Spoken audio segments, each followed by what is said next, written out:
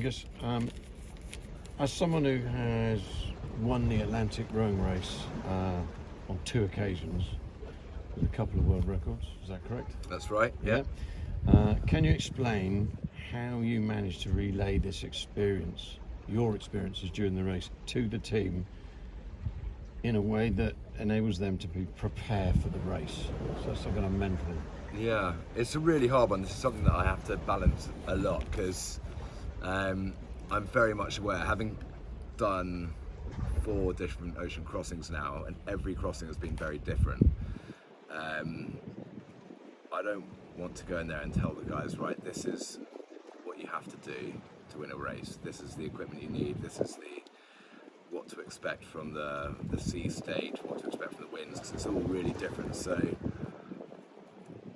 I'm really, yes, I do tell them some of my stories from out at sea with how I've dealt with problems with teammates or dealt with broken equipment, but really what I try and do is just to set them up so they can train really well as a team, and that they can implement all the things that they've learned whilst they've been in the Navy SEALs and the Navy Marines, so they can implement all of those skill sets in an ocean rowing environment. And that's been really interesting because sometimes I have to try and persuade people to really look into how to work well as a team, but they've innately got that. They've had that kind of training all of their life.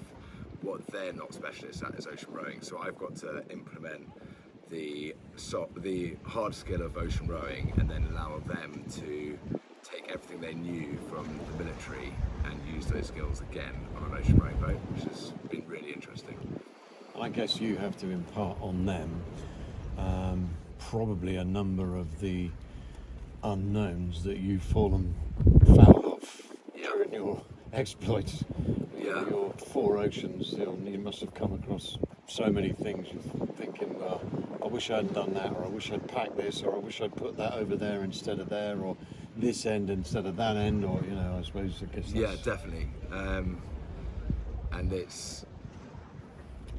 I think these guys probably would have got to the level they are at now without me, but I have just got them there a lot quicker because I've been through whatever it is now, 200 days at sea, over 200 days at sea. Like, I know what clothing works, what kind of ropes you need, what kind of safety lines you need, all that kind of stuff. Like, I know that. They probably could have found out the long way, but I sped it up for them, and that meant they can then focus on the soft skills that they need to focus on as ex-servicemen. Yeah, and I guess the vast majority of people only do this race once, so you don't really want to make a load of mistakes on the one and only time you try it. It's probably better to be fully organised from the outset, at least to be able to cope with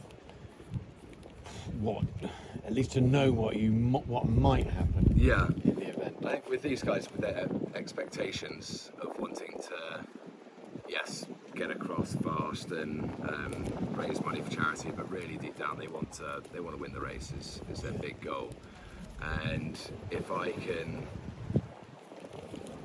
take away all those unknowns, or as many unknowns as possible, and just it leaves them with, they know when they're leaving this race what routine to get themselves into, what to eat, how to sleep, rowing technique, all that kind of stuff. So they're at that stage where some people, if you don't have a coach with the experience that I've got, they're finding that kind of stuff out on day 10, and by then you can't win the race, you can't catch up. So hopefully these guys are ready from the minute they leave La Gomera, and then it's just get into it and routine, and then keep going. Brilliant. Have you been responsible for training them physically for this race as well as mentally? I wouldn't. Well, physically, I suppose there's 2 ways of that. You've got the physical side in the gym, and on the Concept 2 rowing machine and stuff. And no, I haven't really done. I've given them my advice as to how I train, but that's not what I specialise in. So they're working with a guy, Gus Barton, who I've rowed Atlantic Ocean with. He's gone around Britain. He's an incredible personal trainer. He does all of the gym side stuff. Then as soon as they step onto a boat, they're handed over to me, and I'm in charge of all their training rows they did in Florida, picking their routes, helping them with their weather routing through that, then also the drills they need to know. So how to use a power anchor if you're stuck in a big storm for 3 days. How do you deploy the power anchor as quickly as possible? So I'm coaching them on that side. So yeah, that side of the physical part, yeah, I'm involved pretty heavily. Okay, so just as a final thing, can you just explain to me what is the depth of your support once they head out of this port of Gomera here? They set sail. What's your role from that point to the finish line?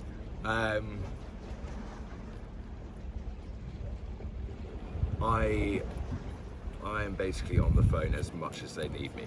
Yeah. And at this stage, I don't know how much that's going to be. Yeah. As a bare minimum, I will be messaging them twice a day with their desired course over ground and what the wind and the waves and the surface currents are doing over the next 12 hours. That's the bare minimum I'll do.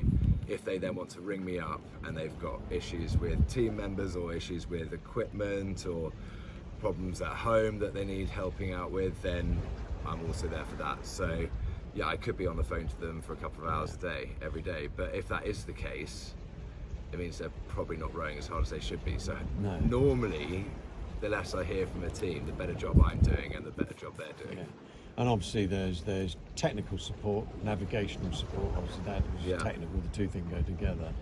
And then I guess for some teams that's moral support and motivation. Yeah. Having spent nearly a week with these guys, I don't think motivation is going to be an issue that you're going to have to address, because they seem to be pretty focused and very physically capable and mentally capable of doing this.